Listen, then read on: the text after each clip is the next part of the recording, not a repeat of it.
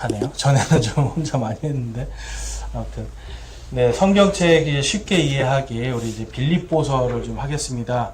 그래서 이제 빌립보서를 이제 우리가 볼 때 제가 거기 중심 제목을 좀 해놨는데요. 같이 한번 읽어보겠습니다. 주님의 날을 소망하며 항상 기뻐하라. 네. 자, 그러면 이제 왜 기뻐하라고 할까? 여러분들 한번 생각해 보셨어요? 한번 생각해 보세요. 지금 왜 빌립보 교회에 기뻐하라고 했을까요?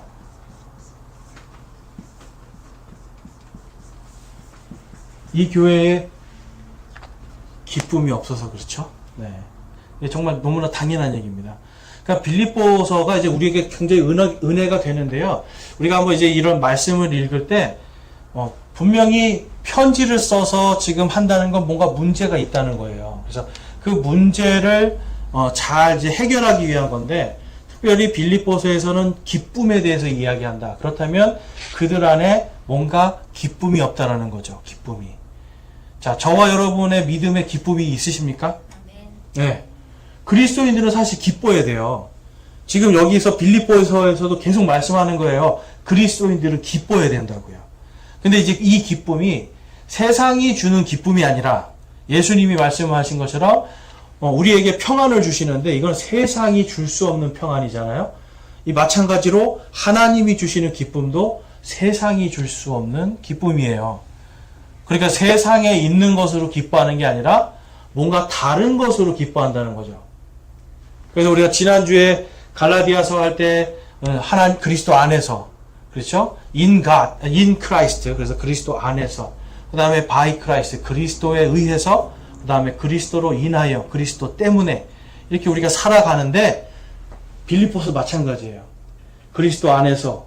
그리스도에 의해서. 그리스도로 인하여 기뻐하라는 거예요. 기뻐하라. 네. 그러니까 기뻐하라라는 이 말씀이 사실은 여러분 이게 아무것도 아닌 것 같은데 믿음에 있어서 제일 힘든 거 아닙니까? 그렇죠? 이제 오늘도 몸이 아파서 못 나오시는 분들 계시는데 그분들에게 우리가 예수님 믿으니까 기뻐하십시오. 그러면 어떻겠어요? 마음이. 네. 지금 당장 내가 이렇게 아픈데 당장 내가 뭐가 힘든데 나보고 입으로만 기뻐하라고? 여러분 사람들은요 스스로 내 안에 쉽게 말해서 내 중심이 바뀌지 않으면 기뻐할 수가 없습니다. 내 중심이 주님께.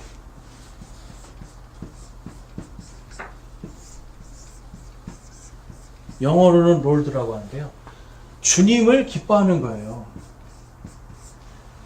저희 올 한 해 저희 교회 하나님께서 주신 말씀이 빌립보서 4장 4절이잖아요. 항상 주를 기뻐하라. 네, 다른 걸 기뻐하는 게 아니라 누구를 기뻐해요? 주님을 기뻐하라는 거예요. 그러면 이제 빌립보서에서는 답이 나옵니다. 이 주님이 누구신가? 이 주님이 누구시길래 기뻐할 수 있는가? 이제 이거를 우리에게 말씀하고 있는 거예요. 여러분들은 주님이 누구시라고 생각하세요? 주님이? 아버지, 그렇죠? 네, 아버지니까 기쁘고. 또? 제 안에 항상 함께 계셔서 그렇죠. 함께 계시고, 또? 네. 구원의 하나님. 그렇죠. 제가 주일날 말씀드렸죠. 하나님이 누구시냐? 나를 사랑하시는 창조와 구원의 하나님. 우리의 주님이, 예수님이요. 나를 사랑하신대요. 그래서 생명을 주셨잖아요. 그렇죠? 근데 이 생명이 그냥 이 땅에서 잠시 살다 가는 생명이 아니라 영원한 생명이잖아요. 그쵸? 이게 부활이란 말이에요. 부활. 영원한 생명으로 영광받은 바로 이 주님을 기뻐하는 거예요. 하늘의 소망. 그렇죠. 그러니까 우리가 이 빌립보서에서도 이제 옛날에 개역 한글 성경이나 이런 데는 우리의 시민권이 하늘에 있다고 그랬어요. 시민권이. 우리의 시민권. 영어로 가보면 이걸 이제 우리의 생활 방식으로도 볼 수 있어요. 왜 생활 방식이 하늘에 있냐라고 한다면 다른 것이 아니라 이 땅에서부터예요. 이해가 되세요? 그러니까 우리가 죽은 다음에 천국을 누리는 게 아니라 이 땅에서부터 천국을 누리는 거예요. 그러니까 주님을 기뻐하면 이 땅에서부터 이 땅에서 천국이 하나님의 왕국이 우리에게 임하는 겁니다. 근데 이미 주셨잖아요. 그쵸? 영원한 생명을 이미 주셨잖아요. 그런데 우리는 이 땅에서 마치 이 땅에서의 삶이 다인 것처럼 살아간단 말이에요. 빌립보서는 그렇게 하면 안 된다라는 거. 그렇게 해봤자 아무 소용없다라고 말씀해 주고 있어요. 왜 그렇습니까, 여러분? 우리 청년들한테 물어보면 다 모르겠는데요, 그래요. 근데 연세가 좀 있으신 분들은 대부분 이렇게 말씀하세요. 이거 다 놓고 갈 건데. 다 필요 없는 건데. 예. 오늘도 이경숙 자매님이 이거 다 써보지도 못하고 죽을 수도 있다고 그 얘기 하시는데, 이게 죽음이 가까울수록 우리가 그거를 느끼게 되는 거잖아요. 근데 청년들은 생각하거든요. 아직 죽음이 멀다고 생각하거든요. 근데 실제로 여러분, 죽음은 우리 코앞에 있어요. 누구도 이거를 몇십 년 뒤, 50년 뒤라고 장담을 할 수가 없잖아요. 그렇기 때문에 우리가 이 땅에서 정말 하나님께서 원하시는 거는 바로 오늘 기뻐하라는 거예요. 예. 근데 가지고 있는 걸로 내가 뭔가 해낸 걸로 기뻐하는 게 아니라 주님을 기뻐하라는 겁니다. 이게 이해가 되시죠? 자, 그래서 우리가 왜 공부를 해야 되는가? 바로 이 기뻐하라 때문입니다. 근데 특별히 그리스도의 날이라는 단어를 쓰고 있어요. 자, 성경에서 그리스도의 날이라고 이제 빌립보서에서요, 계속 그리스도의 날을 말씀하고 있어요. 그리스도의 날. 무슨 날일까요?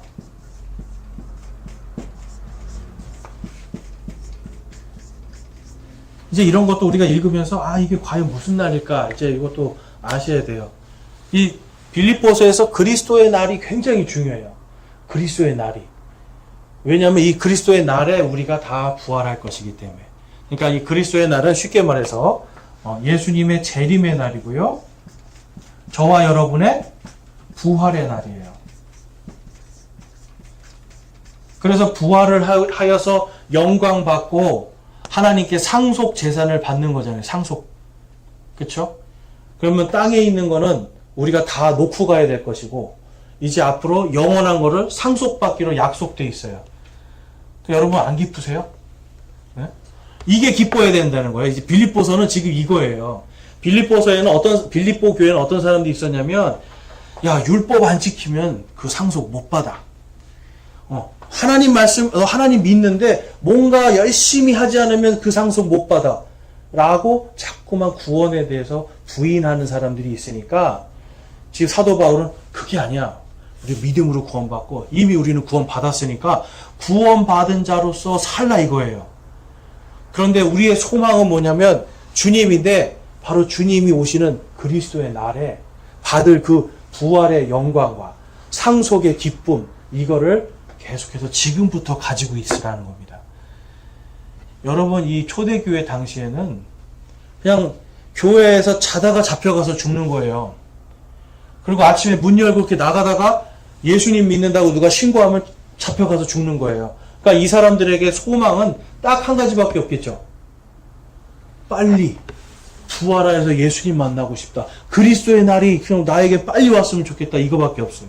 왜냐면 너무 힘들고 고달프니까. 자, 여러분들은 어떠세요? 힘들고 고달프지 않으세요?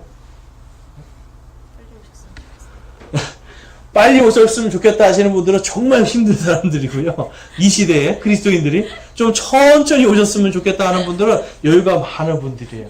근데 주님이 기뻐하시는 믿음은 빨리 오셨으면 좋겠다 이거예요. 왜냐면 나에게 오직 나의 소망은 누구밖에 없다? 주님밖에 없다.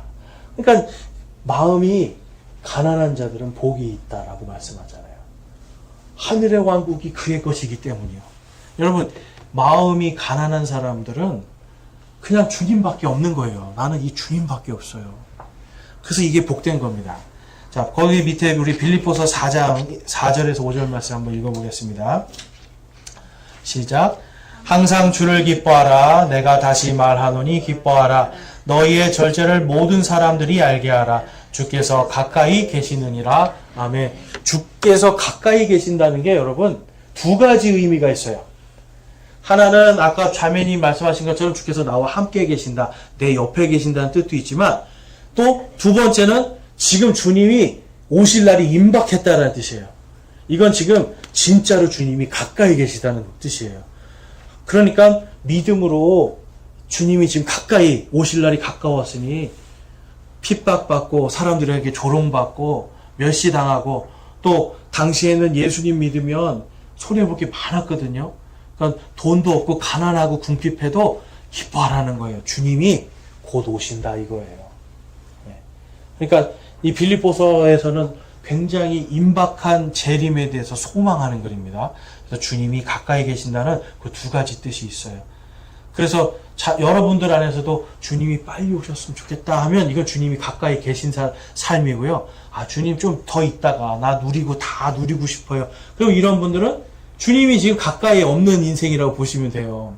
근데 실제로 봐도 주님 좀 늦게 오셨으면 좋겠어요 하시는 분들은 하나님에 대한 그 갈망이 없어요. 뭔가 믿음에 대한 믿음으로 내가 주님밖에 없습니다라고 하는 그게 간절하지가 않단 말이에요. 그런데 성경에 보면 이 주님을 믿는다, 그 다음에 신뢰한다 이런 뜻이 있는 이런 말이 있는데요. 요 믿음과 신뢰 영어도 마찬가지고 헬라어도 마찬가지고 간절함이 있는 믿음입니다. 그래서 완전히 의지한다는 뜻이 있어요. 이해가 되세요?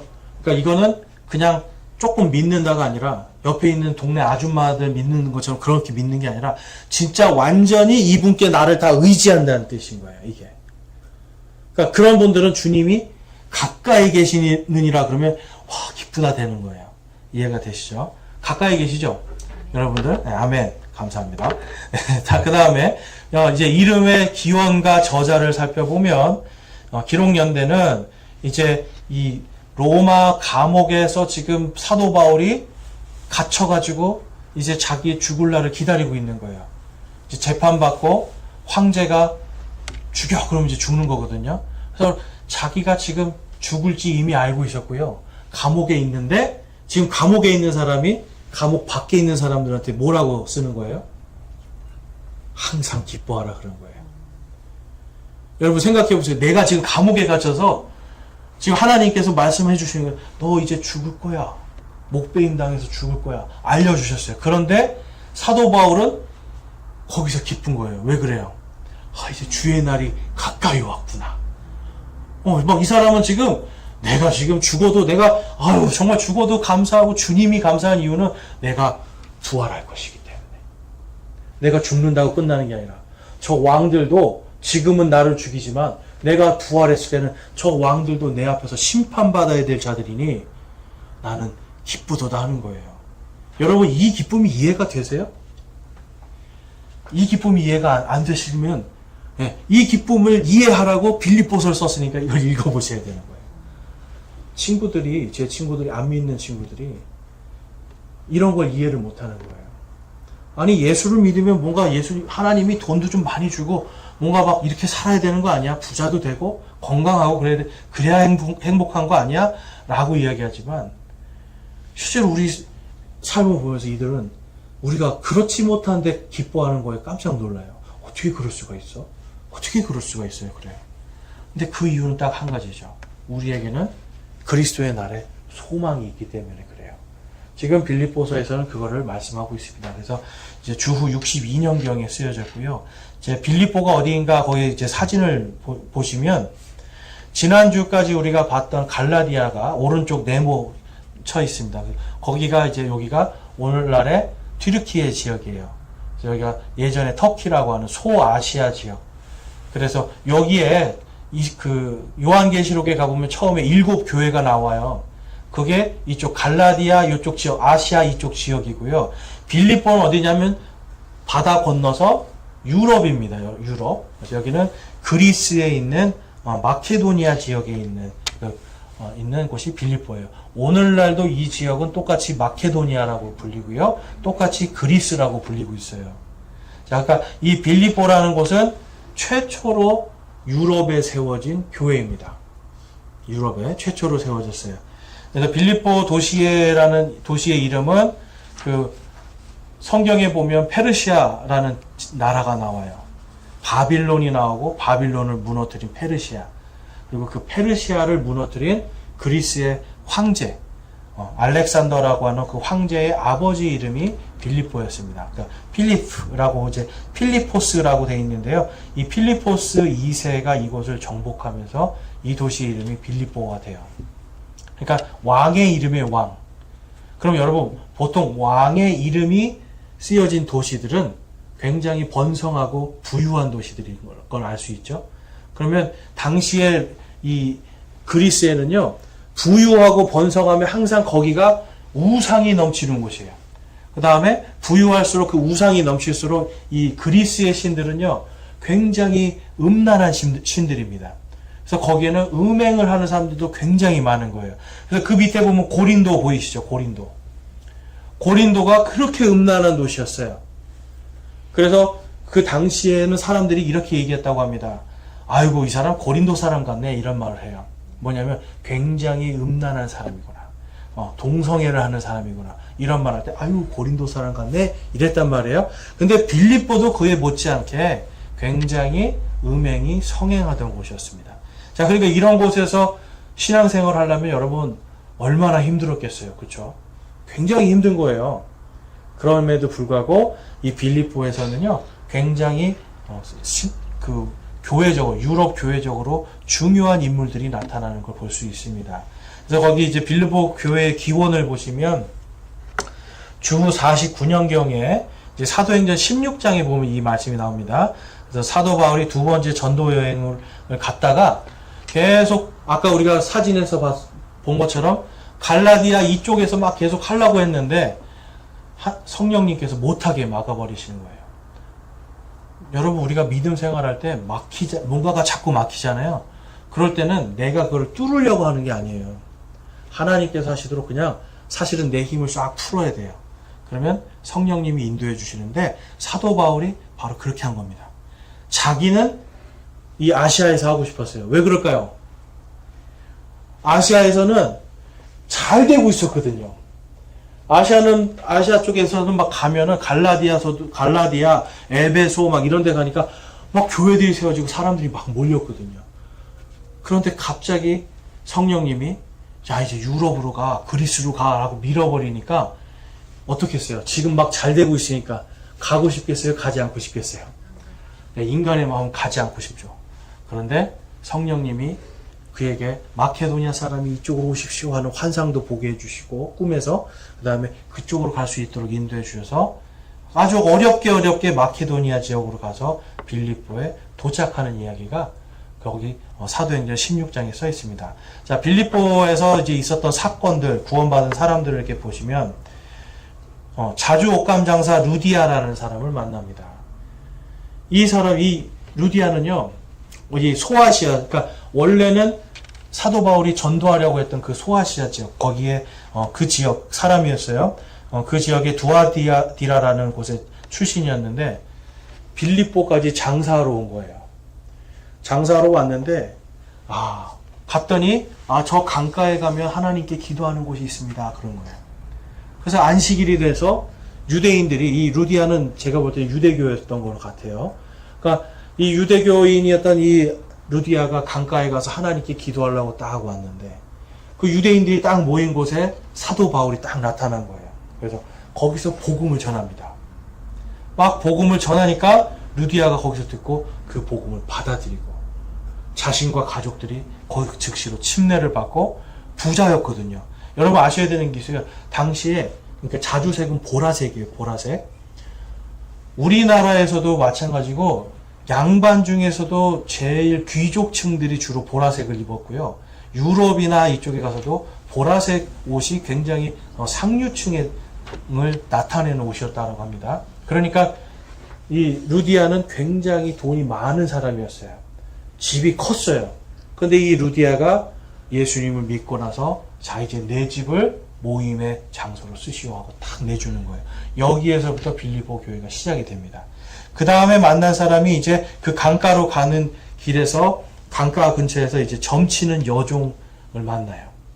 그러니까 이제 이방인인데요. 어떤 사람들이 한 소녀를 데려다가 이 소녀가 봤더니 뭔가 점을 쳐요. 근데 점을 치는 게 무슨 책 보고 치는 게 아니라 그 우리나라로 치면 무당들 같이 신접을 받는다고 하죠. 그런 식의 점을 치는 거예요. 쉽게 말해서 무당인 거예요. 무당. 그러니까 노예를 샀는데 이 애가 점을 쳤는데 잘 맞아요. 그래서 이 애를 밖에 나가서 점치게 하고 점칠 때 돈을 내잖아요. 그 복채를 가지고 주인들이 자기들이 많이 배부르게 먹고 살았단 말이에요. 근데 이 여자가 이 점치는 소녀가 사도 바울과 실라를 보자마자 이 사람들은 지극히 높으신 하나님의 종들로서 우리에게 구원의 길을 열어주는 사람들입니다라고 막 소리를 지르는 거예요. 그러니까 쉽게 말해서 이 사람들이 하나님이 진짜입니다. 막 소리를 지르는 거예요. 그랬더니 사도 바울이 견디다 못해서 그 점치는 영을 내쫓아 버립니다. 자, 그랬더니 어떤 일이 벌어졌을까요? 주인들이 돈이 들어오지 않는 거예요. 왜냐면 이제 이 소녀는 더 이상 점을 칠 수가 없어요. 왜냐면 마귀가 나갔기 때문에. 그래서 이 주인들이 화가 나가지고 바울과 실라를 고소합니다. 그래서 바울과 실라가 매를 맞고 감옥에 갇히는 일이 생겨요. 그런데 이 점치는 여종은 어떻게 됩니까? 이제 구원을 받은 거예요. 여러분, 보통 보면 무당하시던 분들이 예수님 믿으면 더 열심히 믿습니다. 왜 그럴까요? 제가 실제로 들어봐서 알아요. 왜 그럴까? 우리는 영적인 존재들이 막연하잖아요. 그런데 이 사람들은 영적인 존재가 자기 삶의 실제적인 거였거든요. 근데 그 영적인 존재가, 제가 만났던 분이 그래요. 기도만 하면 마귀가 수백 마리가 들어온다는 거예요. 자기 안으로요. 정말 수백 마리가 자기 안으로 들어와서 자기가 막 어떻게 막 엄청난 괴력도 나오고요. 막 앞에 있는 게 다 보이고 그런데요, 정말. 그런데 예수님을 믿고 이게 싹 나가버리니까 그 다음에 성령님이 들어오시잖아요. 그러니까 자기는 이 성령님이 너무나 실제적인 거예요. 우리는 성령님이 안에 계시다고 그래도 잘 못 느끼잖아요. 그냥 성령님이 계시다고 하니까 계신가 보다 하는데 이 사람들은 실제인 거예요, 이게. 굉장히. 자, 그러니까 이 지금 점치는 여종은 어땠을까요? 우리가 상상이 가잖아요. 자기 안에 있던 그 영들이 지금 이 사람들의 하나님이 진짜입니다라고 소리를 질렀는데 그 영들이 다 나가버리고 실제로 성령님이 딱 들어오니까 이 아이도 그냥 깨끗이 낳고 이게 진짜 하나님이다 하고 따라가게 되는 거죠. 그러니까 지금 막 구원받는 사람들이 하나 둘 생겨나는 걸 볼 수 있어요. 자, 그 다음에 감옥에 갇혔는데, 자, 사도 바울이요, 여러분과 저 같으면 지금 억울하게 맞고요. 여러분 생각해 보세요. 이게 지금 사실 말이 좀 안 되는 게, 점치는 영을 나가게 했다라고 해서 지금 두들겨 맞고 들어온 거거든요. 영업방해 했다고? 이게 말이 안 되는 거잖아요. 그렇죠? 그런데 지금 그 상황에서 사도 바울과 실라는 뭘 했냐면 하나님을 찬양합니다. 하나님께 기도했어요. 아마 기쁨의 기도했을 것이고 감사의 기도를 했었겠죠. 찬양을 했으니까. 그랬더니 큰 지진이 일어나서 이 두 사람 발에 차고 있던 이 차코도 다 부러져서 떨어져 나가고 옥문이 다 열려버리고 이렇게 되니까 갑자기 잠에서 깬 간수가 다 도망갔겠구나. 그래서 칼로 탁 자살을 하려는 거예요. 그러니까 당시에는 왜냐하면 책임감이 없는 사람들 다 죽였으니까 그냥 내가 자살을 하려고 하니까 바울과 실라는 도망가지 않고 있다가 아이고 우리 여기 있습니다. 자살하지 마세요. 다른 사람들은 도망갔을지 모릅니다. 그렇지만 바울과 실라는 당신 자살하면 안 됩니다. 우리 여기 있습니다. 안 도망갔습니다. 그러니까 이 간수가 어떻게 하면 구원을 받을 수 있습니까? 물어보는 거예요.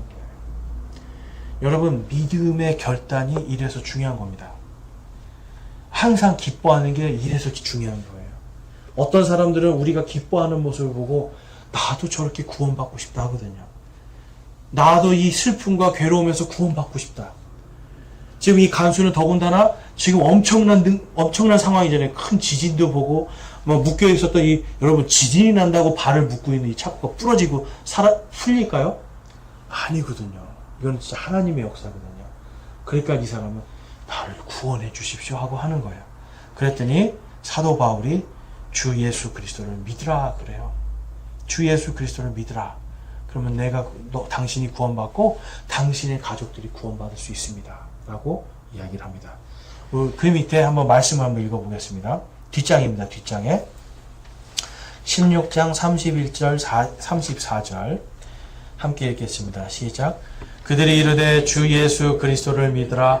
그리하면 내가 구원을 받고 내 집이 받으리라 하며 그들이 데리고 자기 집에 이르러 그들에게 음식을 차려주며 자기의 온 집과 함께 하나님을 믿고 기뻐하더라. 아멘. 빌립보에서는 지금 이런 기쁜 일이 일어나는 거예요. 갔는데 여러분 말도 안 되는 지금 일들이 벌어지는 거예요. 어떻게 보면 이랬을 수도 있습니다. 처음에 루디아를 만났을 때는 와 복음 전했더니 갑자기 부잣집 여자가 막 예수님 믿고 집도 열어주고 음식도 잘 차려줬을 거 아니에요? 와 이제 됐구나 했는데 곧바로 감옥에 갇혀버린단 말이에요. 아 이게 큰일 났네. 이거 어떻게 해야 되지? 굉장히 슬퍼하고 절망할 수 있는데 기쁨으로 기도하고 찬양했더니 감옥에서 풀려났어요. 간수가 구원을 받았어요. 그리고 간수가 막 맞은 데 다 닦여주고 말도 안 되게 또 자기 집으로 데려가잖아요. 그렇죠? 자기 집으로 데려가서 지금 막 대접을 해주고 거기에 있는 사람들이 지금 구원받고 기뻐하는 일들이 막 생기는 거예요.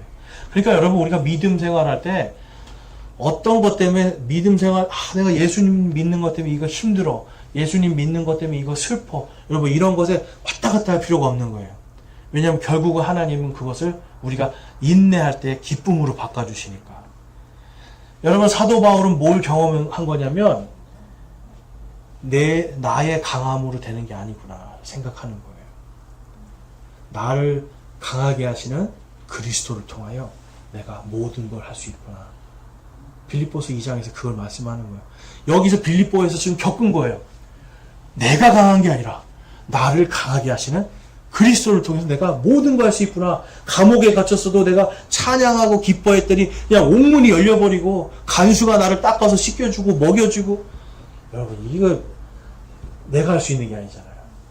지금 빌립보에서 나를 강하게 하시는 바로 그 그리스도를 더 깊게 체험을 하는 겁니다. 자, 빌립보서의 우리가 특징을 보면 그래서 이게 옥중서신이면서도 이 사도 바울은 빌립보 교회에서 이미 강해졌기 때문에 옥중에 매여 있어도 깊은 거예요. 우리 찬양에도 그런 거 있어요. 옥중에 매인 성도나 그죠? 양심은 자유 얻었네. 지금 사도 바울 얘기예요. 예, 그렇죠. 내 양심이 자유롭고 기쁜 거예요. 자, 그래서 사도 바울이 이제 로마 감옥에서 빌립보 교회에 디모데와 에바브로디도를 통해서 보냅니다. 그래서 과연 성경적인 그리스도인들이 성경적인 신앙생활을 어떻게 해야 되는지 그게 무엇인지 성경 교리 안에서 지식과 판단과 하나님의 사랑이 풍성하게 어떻게 열매 맺혀야 되는지를 보여주고 있어요. 근데 여러분 이게 말로만이 아니라 이미 사도 바울이 빌립보에서 겪은 얘기인 거예요. 빌립보 교회 사람들이 알까요 모를까요 이 이야기를? 다 알죠? 그러니까 사도 바울이 이 기뻐해라 내가 이래서 기뻐한다라고 얘기하는 거 이 사람들이 알아들을 수 있는 거예요. 왜냐하면 사도 바울이 당한 모든 걸 알고 있기 때문에. 자, 빌립보서 그래서 1장 8절에서 11절까지 말씀입니다. 같이 읽어보겠습니다. 내가 예수 그리스도의 심정으로 너희 모두를 얼마나 많이 그리워하는지 하나님께서 내 증인이시니라. 내가 이것을 기도하노니 곧 너희의 사랑이 지식과 모든 판단에서 더욱더 풍성해지고 너희가 뛰어난 것들을 입증하며 그리스도의 날까지 신실하고 실족거리가 없는 사람이 되며 예수 그리스도로 말미암은 의의 열매들로 가득하여 하나님의 영광과 찬양이 되기를 구하노라. 아멘. 여러분 이게 쉽게 말해서 열매 맺는 삶을 살라는 거예요. 말로만 예수님 믿습니다. 말로만 예수님 사랑합니다가 아니라 우리의 사랑이 지식과 모든 판단 안에서 더욱더 풍성해지라는 거예요. 가짜 교리들도 우리가 잘 판단하고요.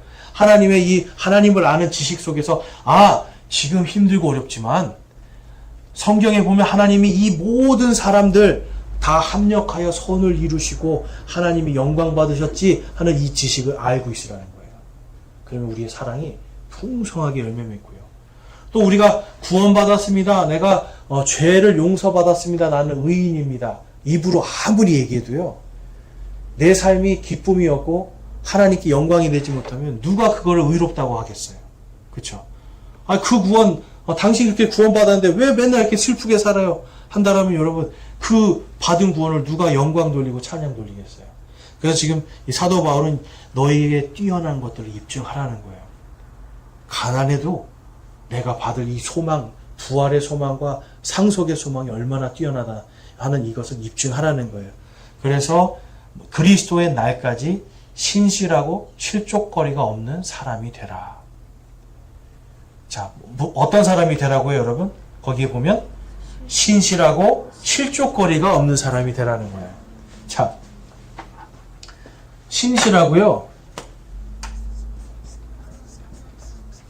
실족거리가 없다는 건 뭐냐면, 여러분, 실족하다는 게 무슨 뜻입니까? 이게 실족하다는 게 죄를 짓는다는 뜻이에요. 그러니까 죄를요, 내가 짓는 것도 문제인데 나 때문에 다른 사람이 지는 것도 문제죠.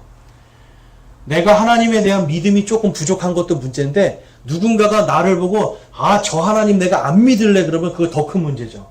이러한 실족거리가 없게 하라는 거예요. 이해가 되세요?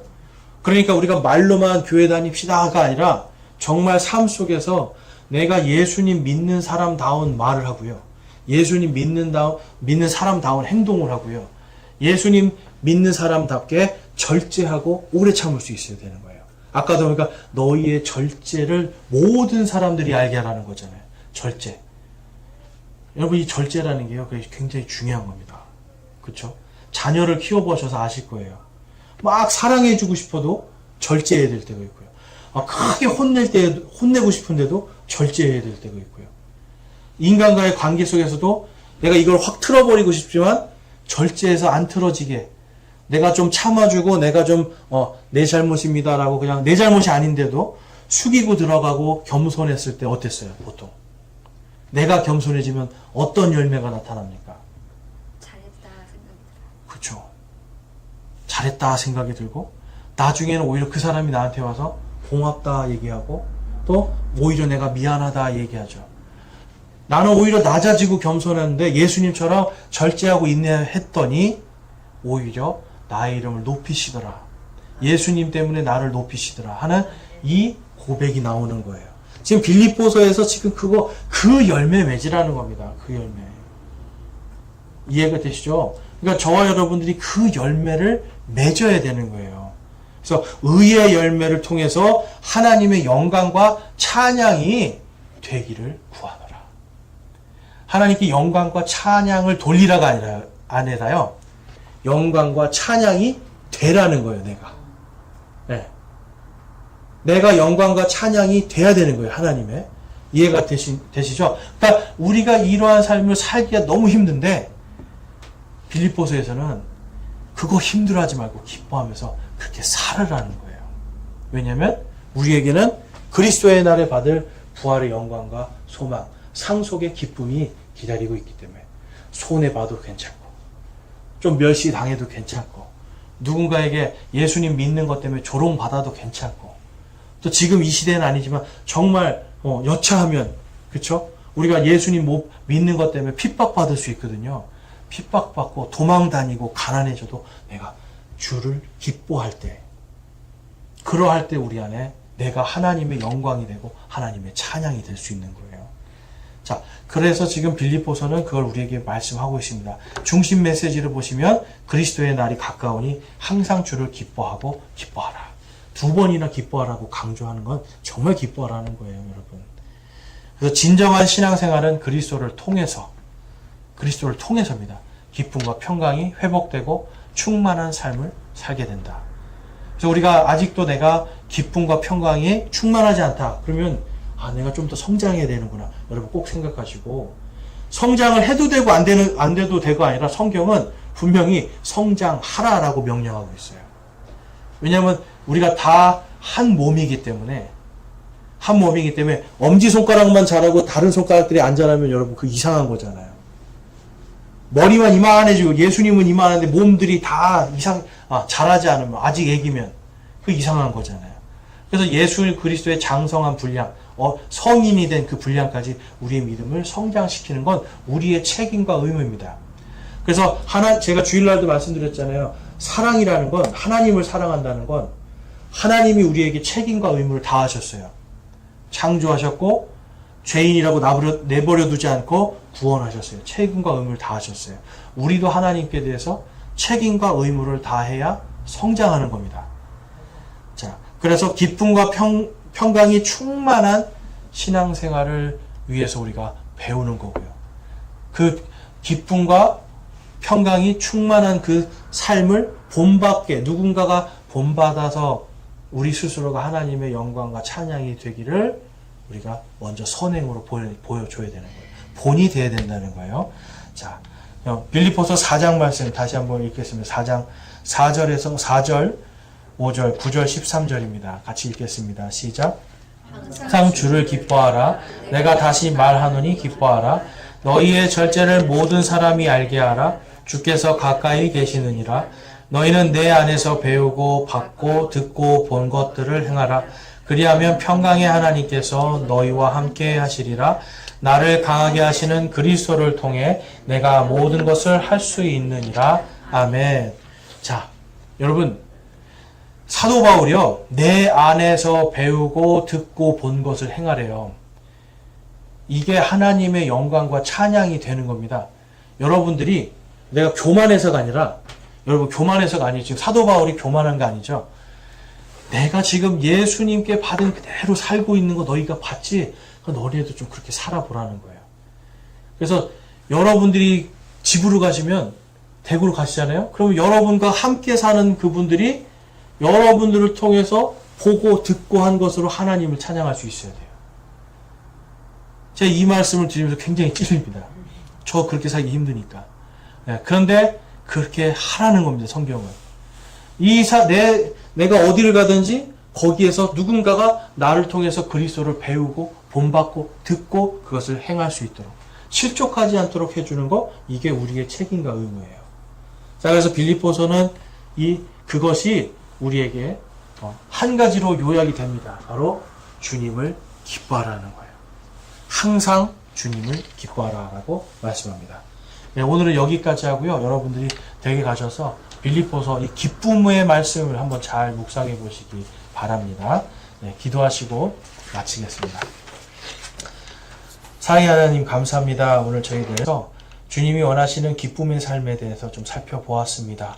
하나님, 저희들이 이것을 그냥 단순히 배운다는 것으로 알 수 없을 줄로 믿습니다. 우리의 삶 속에서 정말 하나님의 영광과 찬양이 되기에 합당한 그러한 인생들로 살아갈 수 있도록 주님 인도하여 주시고, 저희가 그것을 위해서 더욱더 전심으로 살아갈 수 있도록 인도하여 주시고, 믿음으로 주님을 온전히 신뢰할 수 있도록 인도하여 주시옵소서. 그래서 이 세상을 살아갈 때 실족거리가 없게 하여 주시고, 저희를 통하여서 나를 강하게 하시는 그리스도를 모든 사람들이 보고 그들이 주님께로 돌아오는 역사가 일어날 수 있도록 인도하여 주시옵소서. 우리 주 예수 그리스도의 이름으로 감사하며 기도드리옵나이다. 아멘.